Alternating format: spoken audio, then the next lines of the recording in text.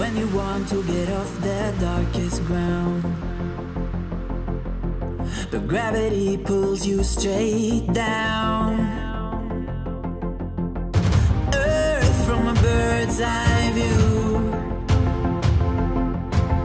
You should grow feathers and see this too. Welcome back. Today I take another look at the International Space Station and the claims that the astronauts are not in space, that they move around using harnesses on studio sets or film on parabolic flights using green screens so that CGI can be applied after the fact. But as I showed you in ISS Can't Be Real Because Editing and Have You Seen the Live Screw-Ups, that can't possibly be the case.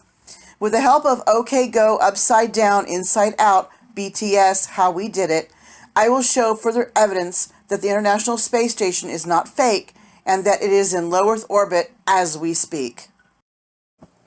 In the following clip from the video, one of the most detailed ISS tour, you will see astronaut Stephen Swanson giving a tour. Here is what the zero-G plane looks like on the runway and on the inside. However, you will see that the International Space Station is much different as it consists of various long tubes connected to one another with alcoves and rooms coming off the sides of it. So from here, if we go starboard, we go into the airlock. If you look on here, it's just starboard.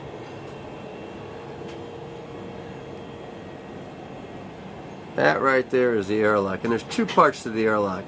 The closest part to us, which would be this part right here, is called the equipment lock, and the most starboard part is called the crew lock. And the crew lock is where you actually go out of when you do a spacewalk. It's what actually depresses down to vacuum, and that's where you open the hatch. So we come in here. This is now into the equipment lock right here. And the idea of the equipment lock, of course, is where the equipment is. And then it's also where the suits are, and this is where we actually suit up.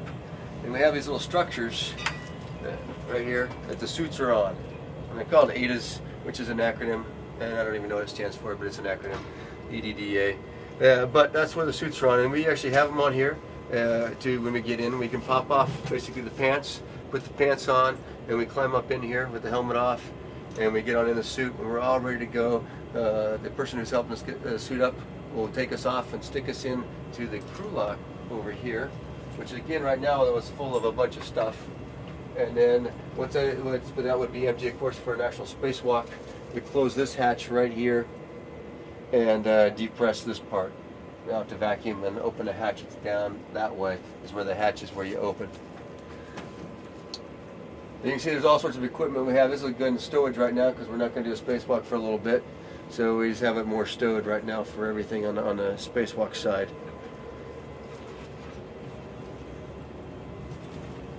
And that is unfortunate.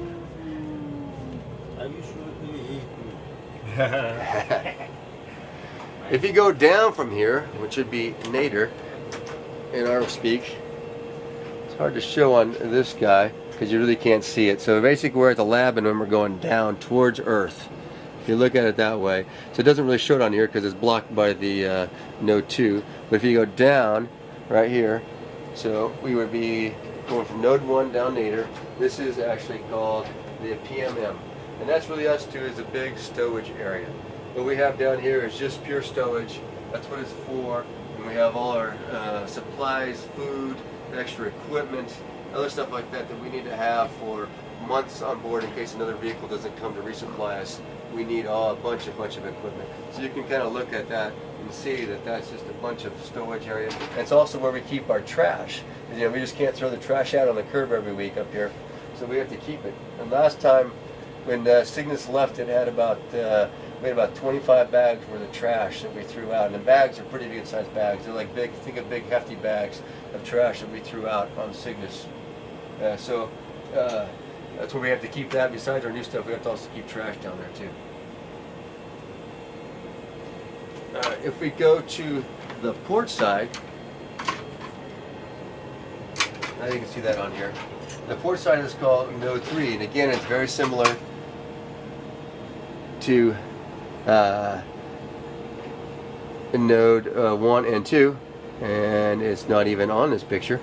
So that makes it more difficult. But I might even have another one that shows it. But it doesn't matter. It's to the port side. Blame the guy who downloaded the picture. Yeah, blame the guy who downloaded the picture. Exactly. And it's not on that one either. Wow, look at all that. All right. That was a 3-minute, 48-second long clip. As you saw, astronaut Stephen Swanson floated in and out of rooms with floors, sides, and ceilings exposed to the camera. Here is why one continuous shot would be impossible on a zero-G plane or in a movie studio. To make our zero-gravity video for Upside Down and Inside Out, we flew in a plane that basically goes like this. Each of these humps is called a parabola, and on each parabola what you feel is 20 seconds of double gravity while the plane is throwing you into the air. Then you feel weightless for about 27 seconds while you go up over the top and kind of sail back towards the ground. Then at the bottom the plane catches you again and you feel 20 more seconds of double gravity. After the whole maneuver is done, you've lost a lot of altitude, so it takes about 4 or 5 minutes for the plane to gear back up to do it all over. Weightlessness is not like a light switch. The gravity kind of fades in and out, especially at the beginning of each parabola, so sometimes you feel weightless before everything is floating around in the air. Each take took about 40 minutes. In the beginning of the video, you can see that we're actually in double gravity, and then there are 8 scenes of weightlessness, each taking place on their own parabola. If you watch the video carefully, you can actually see where each of these scenes starts and stops by noticing the moments that gravity come back for a second. Here they are.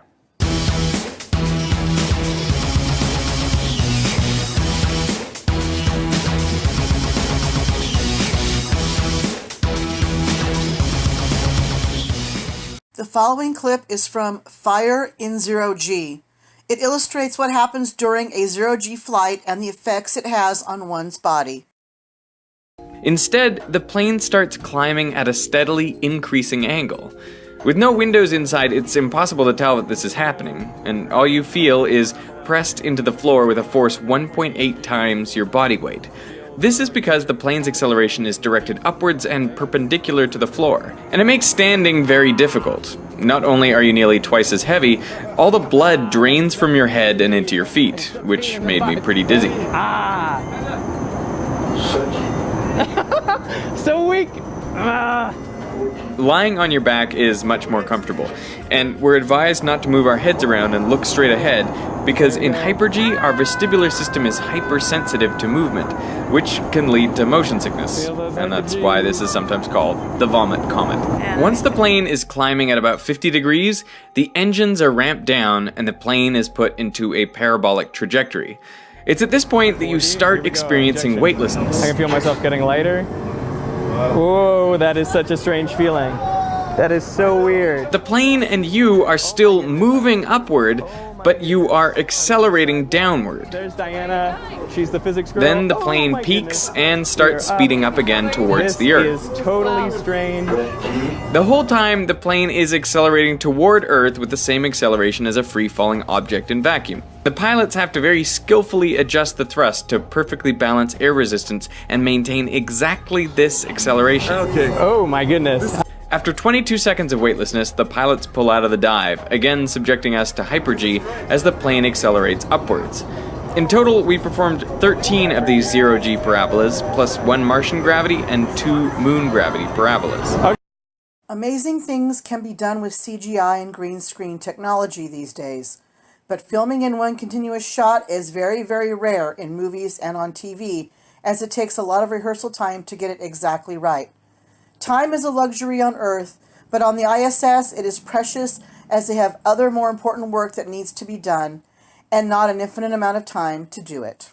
Thank you for watching. See you in the next video.